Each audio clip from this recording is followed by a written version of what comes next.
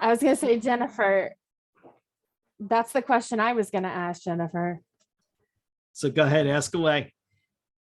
Nah, Jennifer put in the chat the email that came out and social media blast that came out this morning about TextHelp and Johnston joining forces. Yes. And I had some conversation with people. And basically, I was worried, are we creating a AT monopoly? Yeah. Like we've done with some other companies? And it sounds like for the now, it is both products will have good things from the other. Yeah. But they are continuing separately, but like Snap and Read's going to have math reading ability through Equatio. And if it's the best of both in both, I think it's a good thing. If we're creating a monopoly, then I have issues. Yeah. I think it's interesting. I think I would agree with you, Alyssa. I think I compare it to your Saltillo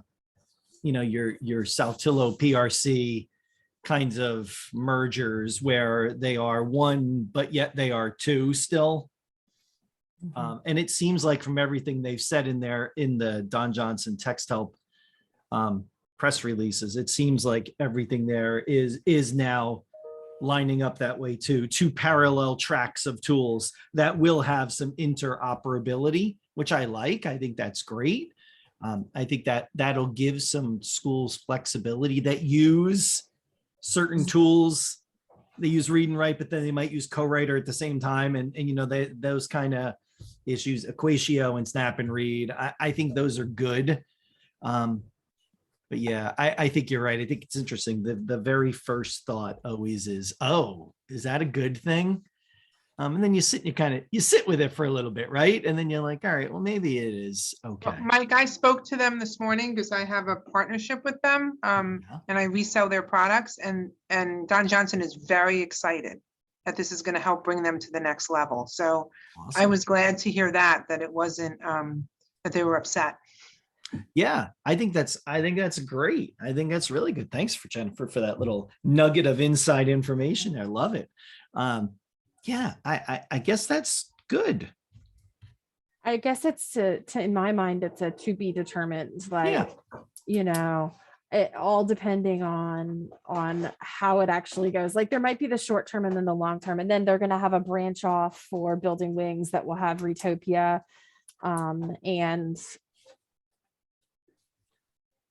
the other thing that I'm trying to read Beth's lips, but not successfully. Oh, first author. Thank you. Yeah, thank you. Yeah, obviously. Yeah. So I think there will, right? There'll be joint adventures there of products that work jointly. And then there'll be these others that I would imagine for the time being will probably continue to live on their own for quite a while. I guess quite a while. I mean, I don't know.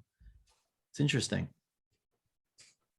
Guess we'll find out. It sounds like you're thinking as two separate companies, but that the tools part of Don Johnson is merging or whatever, and it'll still be Don Johnson tools, but yeah, it's very interesting to see how it plays out. And again, if it's the best of everything that everyone's getting access to, then I think it's a win-win. It worries me since it's such a small sphere of companies to begin with, that when people start merging, or like the monopoly thing kind of worries me. If we have one option, then I don't think that's best for users, end users.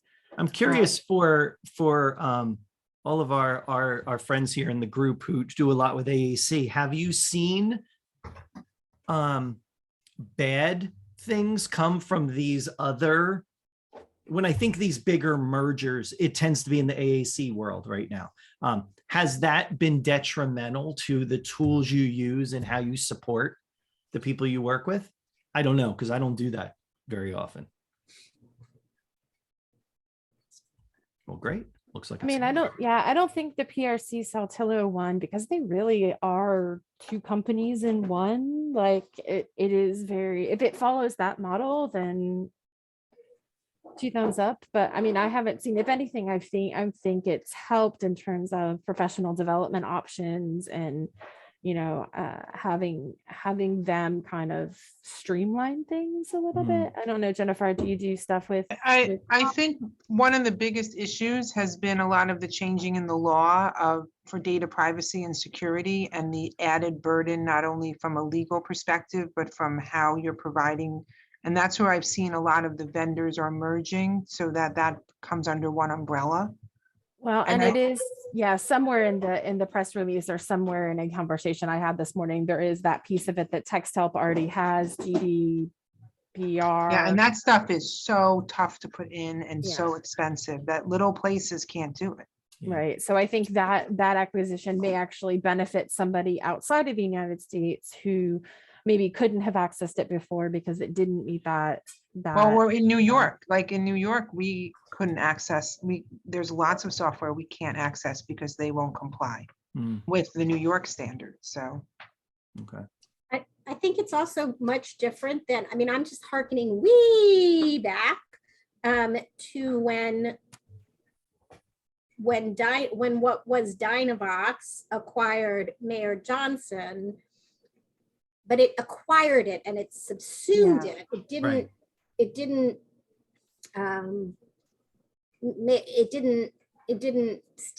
this seems like it's being structured much differently, much more like the PRC Saltillo. Yeah, Yeah. that's why I keep Which would be thinking of it that great. way. To me, it feels like that. That's what it feels like, closer to that, instead of a company absorbing another. Yeah, I mean, because and historically in our practice, there's been ones that didn't, I mean, the IntelliTools merger basically led to its death. Mhm. So as long as it doesn't kill off the good, and there's good in both products, like it's not that, one is substantially better than the other. There's good in both products. So I don't know, just another dynamics. And I mean, I know mergers and combiners happen all the time. It's just within our little scope of things, when there are so few companies and Mhm. something happens, I think it's a little bit more like, how's that going to affect the big picture? Yeah. Yeah, it is interesting. In the world of AAC, you were asking before, we have seen things like the Tango. I think didn't Toby Dynavox acquire the Tango and that went away. And so, we have seen where, that has happened, like Alyssa's Sphere, where things have gone away. But then like the PRC Saltillo merger is a good example of where, it was just structured differently. So it'll be interesting to see how things play out. Yeah, because I always think with that PRC Saltillo merger, again, very outside looking in, it allowed them to do those things like Jennifer is mentioning. Those behind the scenes things can be consolidated across the two companies while the product lines continue to move forward. And it saves you from duplicating those resources for some of those other pieces. Yeah. I don't know. They've maintained pretty much different software available within their products line. So like you have Unity and LAMP, which is very different maybe than Touch Chat in features. Whereas I feel like these two products are a little bit more similar, and there's reasons why you would recommend one over another. And we just started a Snap and Read trial in our district. We have been done Read and Write for Google for many, many years. And we were just talking this morning before we even saw the email about what are we going to do for next year. And I likened it to feature matching in AAC and how we would sort of feature match. But the problem is that as you get your staff trained in one of the products, that's all they want. So I have classrooms where the teacher's like, can I just have Touch Chat for this student? Because that's what they're familiar with. And I think that we would eventually run into that same problem with the Don Johnston TextHelp products. So it'll be interesting. I don't know. It'll just be interesting to see how it plays out. Yeah. And I have a different view on these products. I mean, I feel like a lot of these products, every student should have. It should be, and with TextHelp, mostly when I work with districts, every student has it. So maybe this is a way that we can give everyone support, whether or not we think they need it, but that they can learn how to use it and it just becomes part of what they do. Well, Yeah. and that's where we're sitting with Snap and Read right now. Every kid in our district, it's just our UDL software. It just, Right. and some of those features may be like Jennifer was saying, some of those features may be something I specifically recommend for a student based on AT needs, Mhm. but the features themselves are, available to everybody. And slight plug, this is exactly what Kelly, Mia, Hillary, and Leslie and I are talking about at ATIA is how do you take feature matching for, let's say, these two products. And as soon as I saw it, I was like, now we got to rework an entire presentation based on this craziness. But it is about how do we have that conversation about feature matching, seated in the set framework to think about what makes one the right tool for student A versus student B may need something similar, may need something that's available in Helper Bird that's not available in the other ones. And as a district, that's a huge challenge when we have a UDL tier 1 to make a case for a something else as a tier 3 for a specific student has been a challenge we've had. Yeah. I was you've learned- confused for a minute because we've got Beth Poss and Beth I Poss's know. alter ego. Beth's, yeah. Is one Beth Poss and the other evil Beth Poss? I haven't decided yet. I think I know, but I'm not Yeah, going but to say. I'm the good one. Oh, I'm the that's good one. not what I was going to say. Hey, Bill. There it is. Just like that. He assumes his own identity. I'm like getting called out that way. Sorry. Alyssa, what I heard from you as you were talking just validated my own thought of not starting putting my presentation together too soon. I'm glad that's that what I I could heard enable from you that to whole- procrastinate. That's what I Yeah. heard from your It's a explanation. little bit. Can we it's get a little- show of hands of all the people who've been burned by Mike putting off preparing for a presentation? All right, let's not do Just this. Let's not while turn we're it into here. something like that. And suddenly it takes a turn. It took a turn. Evil Beth Poss, quiet down. You start messing with Always me. comes through though. Come on. He You always. mess with the bill, I- you I get just more. might not That's come how to it these works. meetings That's anymore. how it Now works. that it's come back, I'm going to defend myself. It always works out. I don't know that there's a single one of you I have hung an issue on of not being prepared. Oh, Bill, you're just being a baby. So I have a question for the group. As we've come back to school in January, has anything substantially changed in the space you are? Like, are you flipping back into I'm providing virtual AT support? Like, I never really stopped providing, but I'm in Florida and ... We are in schools with no possibility of going virtual. So I don't know, have question. things changed for where you guys are based on what's happening? Alyssa, well done. That was my question for today too. I thought that seemed like Oh, a that's really scary. good moment to kind of take stock of where people are at. Yeah, in my area, it's a yes and no. Some districts are adamantly sticking to in-person learning, even as they say that they would close given certain metrics. And then they said, nope, we changed our mind. Yeah. And then other districts who had made the decision to close prior to winter break and then are planning, I believe, on reopening up next week, I guess, will be their 2-week pause, whatever. Maybe they've been open today, I'm not sure. But so it's been a mix from what in my area, which is not Florida. Yeah. Same here. We've actually got districts fighting with each other about going virtual or staying open or wearing masks and not wearing masks. But for my agency, one of my buildings is closed for 21 days. The other 2 are open on a day-to-day questionable basis. Interesting. We just closed for this week. So we just went virtual for 1 week because we had a third of our high school out, either sick or quarantined, and we haven't been able to keep enough staff in to keep positions covered. So we've kind of been told that it's primarily because we don't have staff that we're closing. It's not necessarily, COVID sicknesses or anything like that. It's plain and simple. We don't have enough staff to stay open. Yeah, that's what, I mean, people are staying open despite the fact that what I'm hearing like firsthand is things like PE teachers coming in and teaching a French class because that's where the, en masse students being held in a gymnasium or a cafeteria and watching a movie because there's not enough staff. So it's very interesting, the decisions that are being made one way or the other. Although, I mean, I agree. I think we should have kids in school when it's at all possible. I'm worried about safety from the supervision standpoint with some of these things happening. Bus routes, lots of bus routes getting canceled because of lack of bus drivers. Well, I've ran into some issues too, where, it's hard to have staff providing AT supports, and making sure things are being used when the students aren't in their normal learning environments, when they may or may not have devices, when we've got staff not teaching the content that they're familiar with, when we've got EAs watching full classrooms.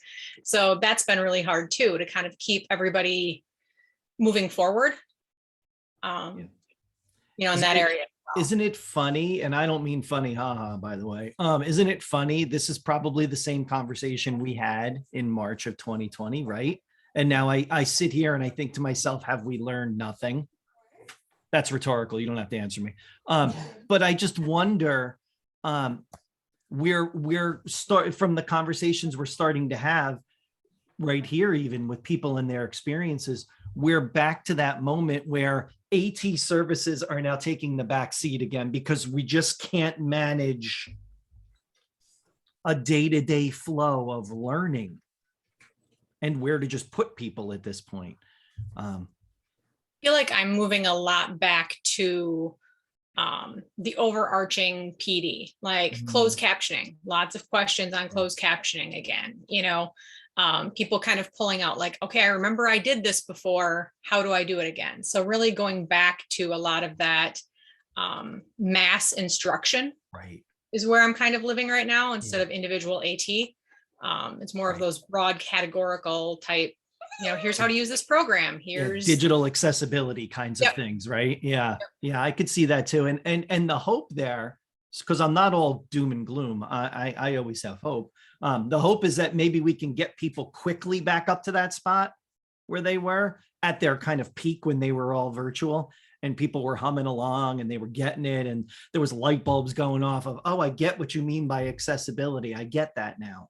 And I'm hoping that that's the case. And in terms of that March 2020 conversation, I feel like the space that I like, even though we are in person, I am very hesitant to walk into a classroom and say, can you blah, blah, blah, blah, blah. Like they are saying in the chat, like I'm more like, I walk in and I'm like, gotta get a feel for the space and the place that people are in before I make an ask at all. And I'm making way less asks because they're just not in a space where they can receive another, like, we need to problem solve this. And at the same time, though, trying to figure out how to balance it with, I've got kids who need to be doing AAC trials or AT trials. So like, I understand the teachers in a like max overload space, but like how do we balance the, yes, I get it, you're overwhelmed, I don't want to ask another thing of you. However, you have these kids in your classroom that like, we can't just say, we're going to wait until things are calmer. If anything, we've learned over the last couple of years, like we're not going to wait until COVID is over to do an AT, eval. And I think it's trying to balance, like, for every ask I make, I'm giving in another way. Like, you want me to come and just be in your classroom for 30 minutes? No, it's not really what I had scheduled in my day, but like, can I give you something? It's a give and take. Can I give you something in return for, yes, we really need to have this kid using this device more. Right. Yeah. I mean, I had a PD thing tomorrow that I just had to cancel because we have a group of 25 people that have volunteered for a year-long PD opportunity. But as we started getting closer, we just started doing a little polling of the group. Hey, are people still interested in going in person next week? I'd like to know before I get in my car and drive 6 hours to go see you, those kinds of things. And out of 25 people, only 13 even responded, which tells me that the other people are in that overwhelmed category where they just didn't even bother to respond. And, out of those 13 that said yes, 7 said they want to go in person, 6 said they want to do it virtually. And I just had that feeling that given another day or two, I would show up and it would be like 4 people in person and all these other people virtually. So we just went virtual. But I think that was a really interesting indicator of, people's just state of being in an overwhelm and just not even being able to answer. This was a 1 question form that was sent to them. Would you like to? And there were 4 choices. And there was an other, and people wrote, can we just put this off until later in the year? And so there's that too, which is interesting. But well, there's an interesting court case going on behalf of parents of kids with disabilities, and they're suing a bunch of school districts for closing during COVID because they say that the kids didn't get the services that are in their IEPs. And I'm thinking, well, you don't want them to get COVID. Isn't that, that's kind of the most important thing. But, the majority of school districts, we have not done a good job of providing kids with disabilities with the full range of services that they're supposed to be getting. And I think we're still in that boat because New Jersey is closing down again. Most of the schools I work in are going back virtually. And it's like, we haven't really figured this out. Hopefully other states are doing a better job because we're not. I don't know that anybody's over here about to acknowledge that their state's doing it great, but yeah. Adam, it's interesting what you said, that they're suing because the IEP services weren't being provided. And I wonder if AT services, like there were things that weren't happening in some areas because people said, oh, we can't do this. And for a period of time, and for some longer than others, where we can't do this virtually, but then yet there were other places where there's actually a lot of parents' satisfaction over the way that services were being delivered because they were getting to be a part of that interface so much more. And so it's interesting. I wonder, it's just interesting, without knowing who's doing it. And the flip side is then there were states that were, or there were parent groups that were suing over not implementing mask mandates in schools because it was jeopardizing their kids with complex health needs in buildings. Well, I think, Beth, the focus was in the instructional piece of it, that they didn't mention assistive technology at all, but it gets kind of grouped in. So I think most of they were, concerned about kids not getting, the level of instruction or individualized instruction or the support, any kind of the supplemental work that they would get in school. And I think that what seems to be the nut of the forces, because you're right. I mean, I think most of the families I worked with during the pandemic were satisfied with the remote assistive technology services. Right. I didn't get any complaints, and the kids seemed to make progress with their assistive technology. But, there's the whole other piece of it.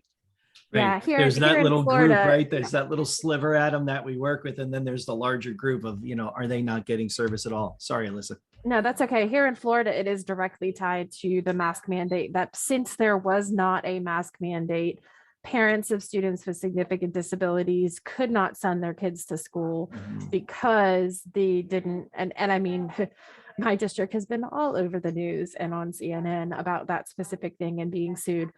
So it wasn't directly related to the not getting assistive technology services, but like you said, Adam, it's kind of like all wrapped together that if they aren't physically in school, chances are they're not having access to everything just like they would in the classroom. Although, I think we've done a fair job of, in my district, of having those things available, checking out iPads, checking out devices, checking out standards, checking out, we've had a lot of stuff go home that has yet to come back because most of those students, for me, have stayed on hospital homebound services. They're not physically coming to school. And the argument I made was that is their educational environment. So if I have an IEP that says that kid needs a prone stander to complete their educational activities, have a hard time saying no to a parent. A lot of our parents were like, we have tons of equipment at home, we don't want it. But we Mhm. had some parents that said, I need a gait trainer in order for my kid to participate in virtual PT, or I need the, and if we would provide it if they were physically in school, it's the same argument as the AAC or AT going home to me.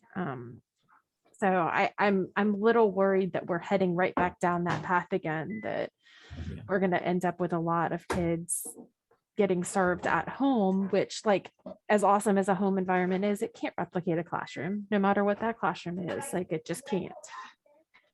Yeah. Yeah, And I think every- wonder, I wonder in relation to get kind of what you just described, Alyssa, which was more about complex needs for students, and then pair that with what Cassie said about, teachers just trying to remember this whole idea of digital accessibility. I feel like we're all going to be in kind of that same spot, as I think that people will have a quicker ramping up process now, right? I feel like we will go back there, and I think people will have forgotten a lot of that. But I'm hoping that once we start these conversations with them, there's that moment of, oh yeah, okay. I remember Alyssa talking to us about this over and over again. And I remember Cassie talking to us about this over and over again. Yeah, hopefully, right? Yeah, I fingers crossed. But I do think that there will be those moments where people, when they have a moment to process it, educators, people in our schools, and then family members, they may trigger those memories, hopefully good memories of how it went, when we were virtual. And now returning back there, it'll be interesting. One thing, hi everybody, it's Aaron Marsters from Hi, Aaron. the Department of Defense Europe and US school system over here.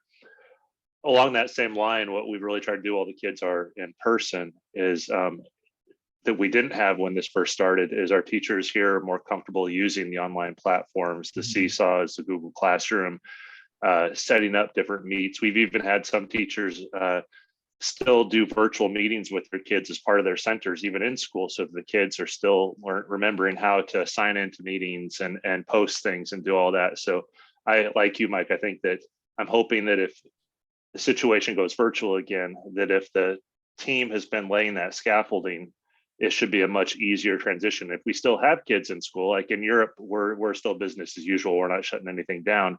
But if it starts looking that way, we're crash coursing the kids and the families again, while we still have the kids with us on how to do all this stuff again, so that when they do go virtual, it'll be an easier switch. Yeah, right. Fingers crossed, Aaron, right? Yeah. Yeah. What have others' experiences been with that? Are you finding schools are still using their learning management systems like Seesaw and those types of things? Because I feel like it's hit or miss in both my kids' district, and my kids have had to go virtual several times now this year. And thankfully they know the tools so well because they were virtual all last year. So they just remember, but their teachers aren't really using it a whole lot in their school. Other than my older daughter, who uses like Google Classroom just all the time. But with the younger kids, that hasn't been the experience. And that's not been my experience in my district either, where we're not utilizing Seesaw, I think, well enough this fall. And so we just have a lot of, I don't know, I think it's difficult, then suddenly moving virtual again. Yeah, I think it's spotty at times, Jennifer, right? I think people, like anything else, they stuck with the features that they felt were the most valuable for them. And then everything else just kind of was like, well, I don't have time for that. I don't have bandwidth for that. So that goes away. And now asking them to kind of re-engage with it. I think it's interesting when Alyssa says that teachers were required to keep their stuff there. And there is a component of that is certainly helpful, right? I mean, it keeps you engaged with that platform as opposed to just kind of sliding backwards to that spot, like Cassie said, where people kind of forgot even what closed captioning was at times, or that they should.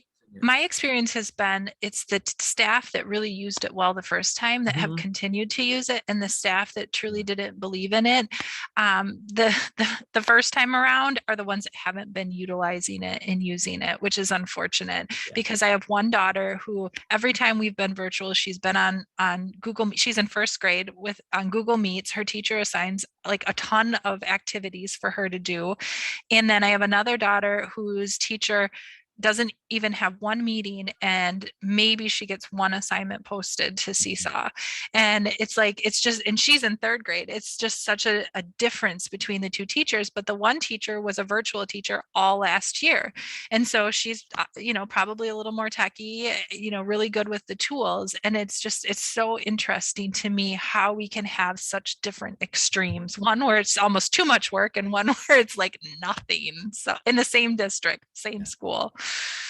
Yeah. And I think you're right. And I think there'll always be those individuals, those educators that the minute we went back live did let me go back to what I was doing. Right. I mean, it was working. Yeah. I air quoted it. It was working. So I'm going to go back to that. And I think with those individuals, we may very well be starting from square one again. The other thing that I'm a little surprised about is that the online learning platforms don't seem to be that much more accessible than they were before the pandemic. I mean, for instance, Zoom still doesn't have native captioning. I mean, you figure they've probably made a ton of money from the pandemic. And, it would be nice to see the companies invest a little bit more in the built-in accessibility features. Yeah.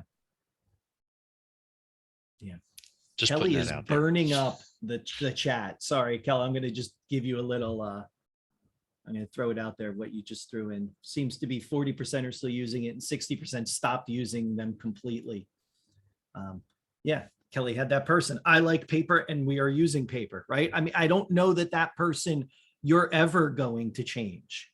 If we weren't recording this, I would say you'd have to throw a bag over their head and throw them in your trunk and drive them away. But since I'm recording this, I wouldn't say that. That's ridiculous. I'd look like a unstable person. But I think it's interesting that we're still going to have that, and so we have to find these ways. We got them once before to do it, maybe. So hopefully we find ways to do that now. Yeah, Kelly, feel better. That stinks that you're sick. Yeah. So here we are. We're back at it. What is our approach? How do we encourage? I mean, short of like, I've had meetings with the Canvas people and been like, you understand how this and this is not like how you can offer a product that is not 100% accessible, but it happens all the time. It happens on webinar platforms. It happens in LMSs. And I do feel at some points we just haven't really learned anything from the last 3 years. And then at some points I'm like, oh, look, there's these 2 new features that maybe the pandemic pushed to release quicker.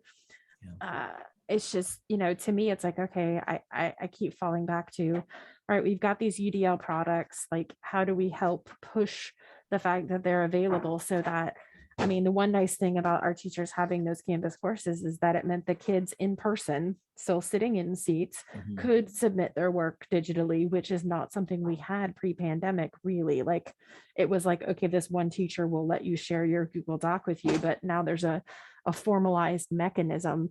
Will it stay in 3 years? Who knows? It's a good opportunity, and maybe we go back to our strategy that we've talked about for so long now of bite-sized pieces of information, bite-sized learning, looking back to some of the things we have created at the beginning of the pandemic, which I'm pretty sure are still relevant right now, and reintroducing people to those. Like, hey, don't forget. Like, hey, are you using captioning? This is why we used it. If you don't remember how to use that, go revisit these resources that we have that are in this space. Are you making sure your documents are digitally accessible? What does that mean? We spoke about this a while ago. Say it in a nice way, obviously, to not imply that, they've completely ignored everything you did. But find some bonus way to get that stuff out to them in little bits. I was thinking about going back to open office hours with one of the districts that I work with, just throwing it out there to them, and just, again, no plan, kind of like this, no plan. It's just, I will be there. And in fact, we're doing that tomorrow with our live training that became virtual. We tacked on an open office at the end that people can just hang out. And we can just chat about whatever anybody wants to chat about. Because people seem to have a lot of questions, and they were just kind of, you could feel people processing things through email. Like, I'm not sure how I'm going to do that and what that's going to look like. And so we're going to try that. And maybe that's where we return to. It feels a little Like, triage-y at times, but maybe it's what we Yeah. need right this Hey, second. so- Sorry, Bill. So when we do trainings, right? So we do a lot of trainings. Beth does a ton of trainings, right? When we find that we're saying the same thing over and over again, Yeah. and that it's important, we go to a different tool. We go to an edited video, right? So we use actually is a great tool called Screencast-O-Matic, which lets you write the script ahead of time and then act out the script, and it tightens it and it shrinks it and it gets rid of all the gaps and all your uhs and makes you sound like you never say when you talk. It's great. But we do that because then we have a library of those in our help desk system that says, and Beth can tell you this, there's a bunch of templates that you send this, and it's got the one blurb of, here's how you get back into the system, and the 3-minute video, which is edited and looks like what they see on YouTube, because it's on YouTube, right? And they know, oh, right, that's the one thing I need. I know that answer. So over the past year, haven't we gotten, I know we've gotten to the point where we have had to go through and say, here's how you use the play tools. And we make a 3-minute video on how to use the play tools. If you're not making the 6-hour drive, right, it probably takes an hour to make a 5-minute video. I know that sounds stupid, but it takes about an hour to make a good edited 5-minute video. Mhm. Okay, well, you could make 4 videos in that time you would have done the drive, and have those on tap real quick and send them out, make them used to getting one every Tuesday, right? And then when what this Tuesday need is how to get back into the LMS system, that's what you get. I think that's going to be more effective than, you have to have the open office hours for when they actually have questions, right? Yeah, right, for sure. But when you know that all of them are going to have the same question, like, I completely forget how to set my background blurring, like Lori McGowan has. I forget how to make a virtual background in Zoom. Well, all right, 2-minute video, right? And there's always that balance, Bill, right? Of, yes, I agree 100%. The short video clips edited down to give people very clear, concise answers to a question. But we all know that there are still groups of people who won't go through those inventories of short videos unless we physically send that one directly to them, but would much rather just want to open up and just say, oh, I have a question about a virtual background. And then I say to them, well, I have a video about that. And they say, well, can't we just do that right this second? Sure, we can do it right this second. And sometimes we have learned to say no. Right. Oh, saying no is Beth the is best. laughing because I don't say, she never says no. She'll do 12 of the same trainings. You're muted, Beth, but I'm sure that was hysterical. No, I was muted purposely. I was just saying, sometimes I'm saying no.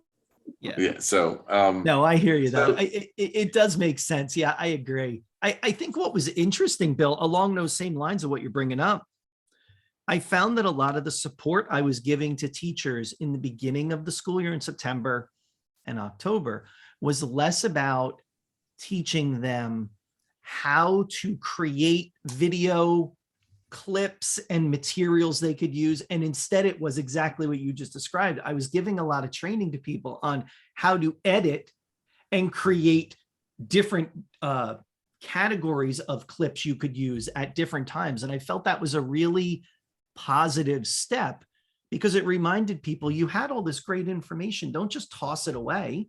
right. because, and I heard that from some people. They're like, well, I've just put that in my Google Drive in a folder and it's over there now because I'm back in person.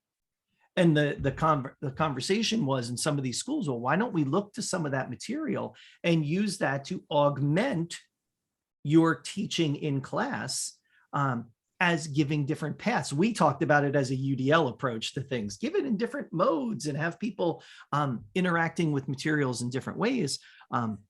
But really it was about a skill building process to get these educators thinking a little differently about not just making media, but manipulating it. And I mean manipulating in the best possible way, manipulating it and repurposing it for something else. And, hopefully they will take some of those skills and use them, because I think that is really important. We've all been there. We all love a good 3-minute video on YouTube. I'll sit and watch a 3-minute. I will not sit and watch a 7-minute. Right. That's right. I mean, it's just the way it is. And then we need to show them how to speed up the audio. Yes. I love recorded meetings because I can do it at 1.25 time, 1.5 time speed and save myself 20 minutes. Exactly that. Sorry, that's my favorite. Yeah. My favorite feature actually on that tool that I was telling you about, you have to pay the $10 a year or something to use the pro version, but you go through and you say what you want to say, and then you act out each of the steps on your presentation. But then when it goes back and edits it, you can collapse your motions. So it speeds up your motions to match how long it took for you to say the words. And you look like you own it. You look like you're just perfectly timed and you never say, and you haven't said that same sentence 12 times because it has the word disingenuous in it and you can't say the word disingenuous, right? If you have some of these things and you can use it to make them shorter, we have just learned that everything's short. It's like Lori makes 1-minute videos for Instagram, which one's the answer, right? Yeah.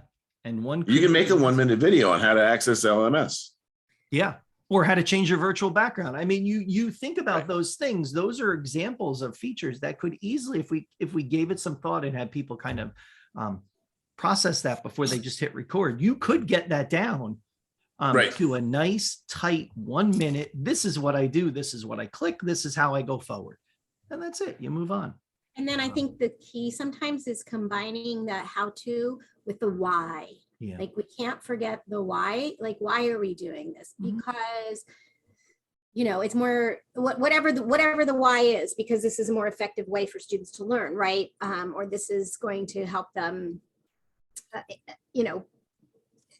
be able to access something. It's also about like not just when people were saying, well, I'm back to paper. Okay, so are you back to paper when you were in digital, where what you were doing was just basically digitized paper anyway, or are you abandoning good strategies and going back to paper? Chances are, I think some of the people that are saying I'm back to paper, again, never elevated their virtual teaching anyway.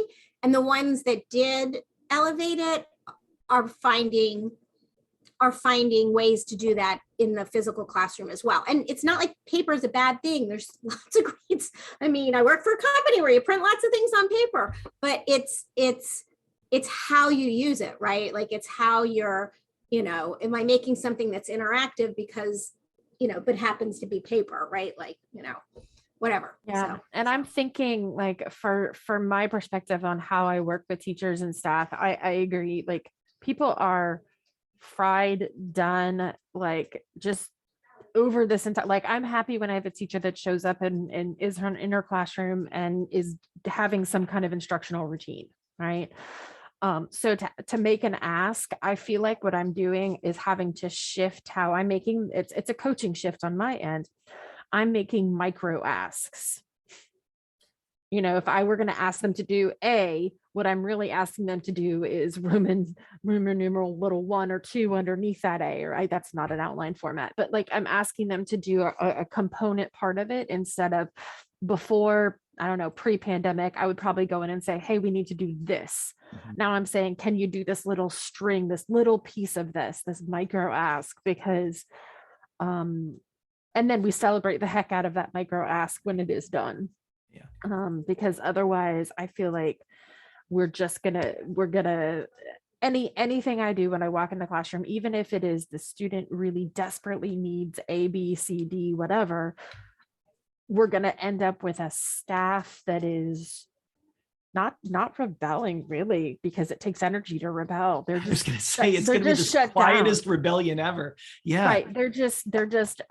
Just no, not even I'm not gonna do that, but just like nope. I've had teachers that like I've emailed nothing, Mhm. no response, no nothing. And it's how do we make those measured asks as a coach, knowing that we still have to meet our student needs. Like I can't ignore the fact that there's this kid here who needs this thing.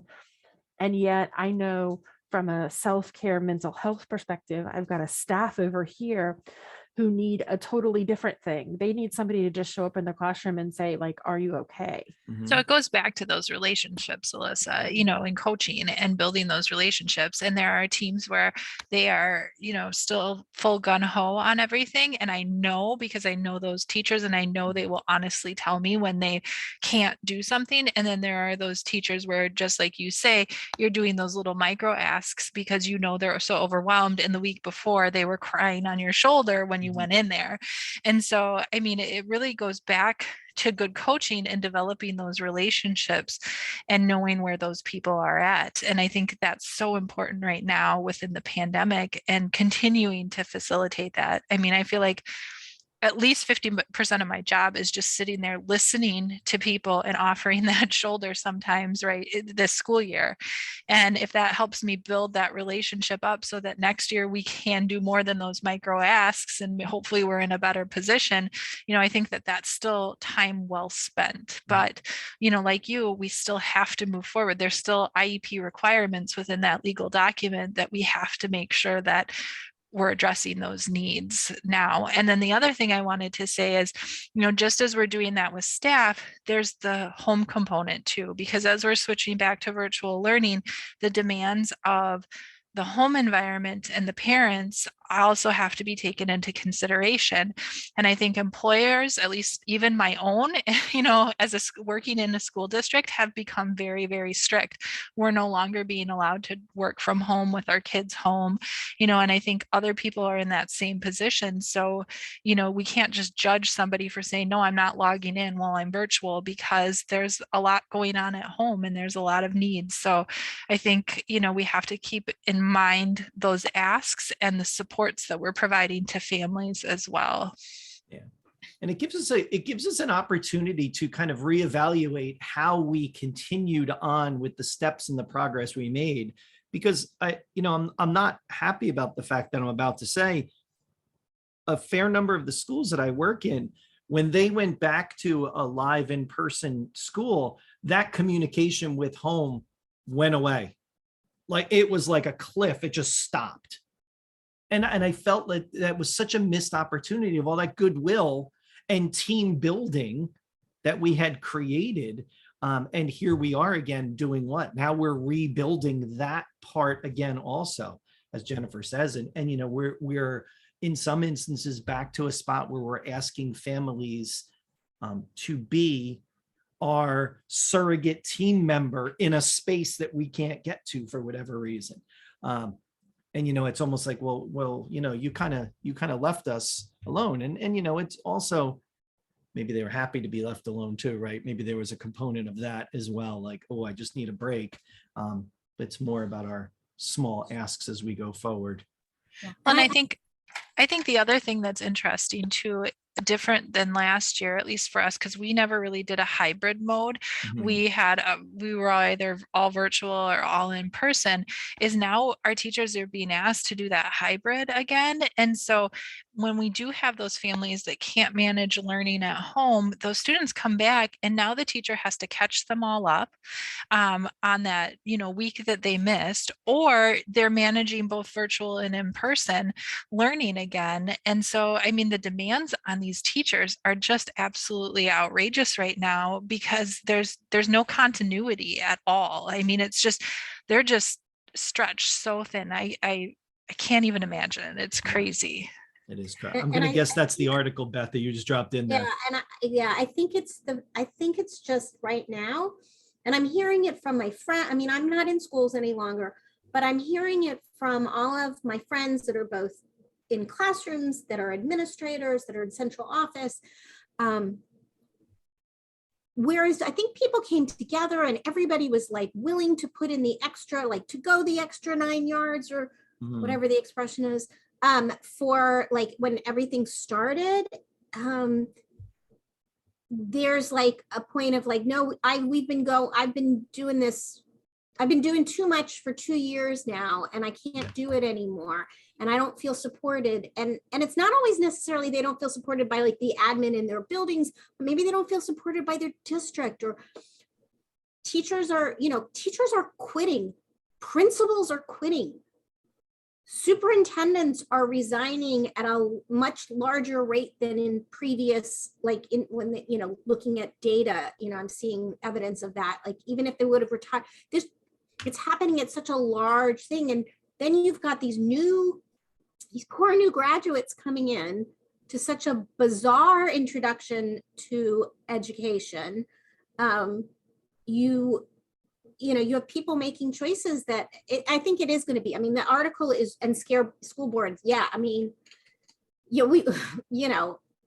it's very, I think we are in a crisis. And my own daughter, my oldest daughter is making the decision to switch career paths and go into teaching. She's working to get her emergency certification in Alabama and teach there. And I'm like, this is hard, right? You get that, right? Like, this is really, really hard work. She's like, I know. But I'm like, okay, it's also hard. So Beth, you're in Montgomery County, you actually get paid reasonable salaries there. Right, exactly. In many districts, it is really hard. And like now you look at with the dramatic change in employment opportunities, you can make a lateral move and actually work 35, 40 hours a week. Mhm. Right, A exactly. lot of people are going to see that as enticing. Yeah, for sure. So, yeah. By the way, every week I get told by Beth that she's happy that she came when she did. This is such an upper of a conversation. I feel very positive about the role that we have and the job that we do. So, Hey, very Alyssa, why don't you excited. tell them about our project in Elkhart and bring them up and tell them how There you awesome go. it went? Oh, I didn't There's really something do much. positive It's to not leave my on. project. It's not my project. Well, you really. got It's totally Bill's certified in project. Indiana in case we needed you there. Yes, I did. I am now licensed as an OT in Indiana, just in case anybody, needs help. So Bill or Beth could probably put the video link or whatever in the chat box. I But we have a young lady that Bill has worked with AT Makers for forever, who's up in Indiana, who ended up she already had some needs because she has SMA, and then had a surgery that did not go the way they anticipated, and she lost more of her abilities. So Bill, being the amazing one that he is, took time to go up and try to get her. Again, to me as an OT, this was all about building this kiddo's hope and independence in the ways that we could. As she was already limited, now it's about how do we expand her and remind her, yeah, you can do things even though your body's kind of rebelling against you.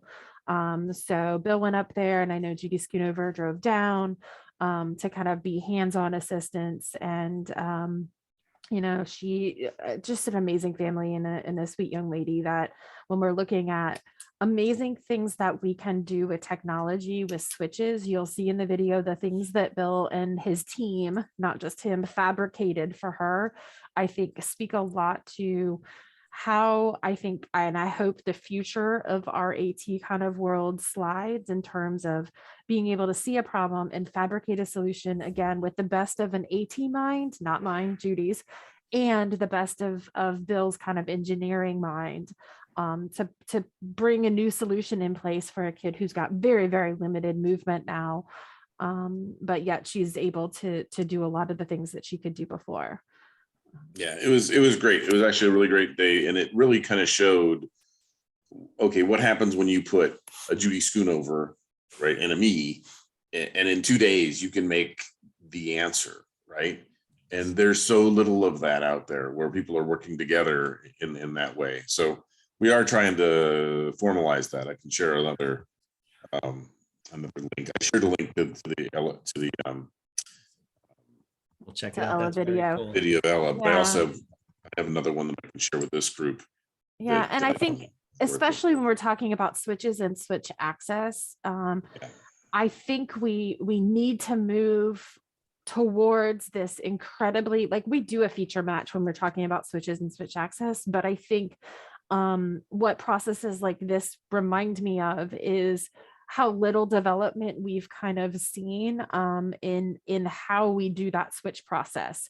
And yeah, Bill put the link in there about the impact process, that we're really kind of working towards finalizing this more formalized feature matching selection process that's part evaluation for switches, but also looking at the practicality of how do we combine, again, the best that we know. And Bill's got some incredible partners in Adafruit and Google, like places that are doing some really great tech work. And I think it's where we need to go with switches. And if I had all the time in the world, I'd just devote myself 100% to that project, because I really do think for our kids that use switches, our young adults that use switches, it's amazing to see what we can do when those good collaborative minds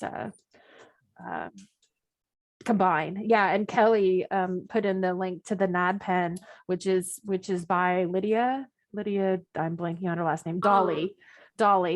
And it's something that it's as a stylist that she developed as an AAC Oh, yeah, I saw that. user. Yeah, that is now, I mean, it went through a Kickstarter for her to get some initial funding, and now she's really looking at how do we expand it. I guess today, something she was going to launch a like first round production sale. And I think anything that combines an AAC user's input, and this is her company, it's not even just her input, she's driving the bus here, and a specialized solution in a place where we have stylists, but like this is a tried and tested. She fabricated it from random materials at her house at first, and now is looking at big production. So yeah, Kelly, it's another example of just, and again, it's a particular need. It's a very small niche of what we do, and yet I bet there are more than 50 people in our country that could absolutely benefit from this scenario. And then you've got an AAC user who has her own business, and I think the more that we see our AAC users being successful helps feed our teachers and staff at the elementary and middle level of that why, like you were saying with training, like building in the why. Well, if nobody really, and she'll tell you the story of her own schooling, but if nobody had invested time in her as an elementary kiddo, as a communicator, like if she didn't have literacy skills, she wouldn't be where she is now. Yeah. Hey guys, is anybody here from California? That's a no. Feel like we have somebody who comes sometimes, and I'm gonna blank. I mean, I know Anya is in California. Did you see that they effectively erased the cap on income and assets in their Medicaid program last week? They raised it from $2,000 to $230,000. Like, it was a radical difference. It was a radical difference for people on disability, not on low income. I mean, they're also low income. I will find the link. I posted it and I sent it to my friend Chris Young, because I'm like, you need to move to California. Everybody, That's his best solution right now. He could be an active working person making money at Google and still get Right. assistance. Yeah. I'll put the link in here. I found the link. This one, and maybe I'm misreading, but it is what the post said that was in there. It's a huge Facebook link. I'm sorry about Facebook. It is. Oh, it's a regular link too. Hold on a second. Let me actually go here. I'll give you a regular. DHSC, yeah. Yeah, I had seen something about it, and if it really is what it says it is, that to me is huge for it went from adults who want to have who can have a job and yet still need financial assistance for healthcare needs. Right. It went from 30. Let's see. It went from $2,000 to $130,000 for the asset limit for one person. Wow. And for a married couple, it went to $267,400. Wow. That's a radical change. And it solves the problem of the Chris Youngs of the world, who should be working Correct. and caring for themselves in their entire lives, should have been active, productive members of society, and aren't allowed to make more than $900 a month. They aren't allowed to have more than $2,000 in assets. Yeah. So yeah, I love the idea of this, and I hope that this catches on as other states start to see the value of this and of having people with disabilities be active members of their community, right, being part of the community. So that's really awesome. Yeah. Awesome. There you go. See, I brought up they call me evil, and I'm like the only guy not being mopey. I didn't call you evil. I called you. Well, maybe I did. Yeah. You called me the evil Beth Potts. Yeah, it's all right. I did. All right. That's okay. So, Mike, I have a question for you. Do Good. we actually have AT chat this week? We do. Yes. AT chat Okay. back this week.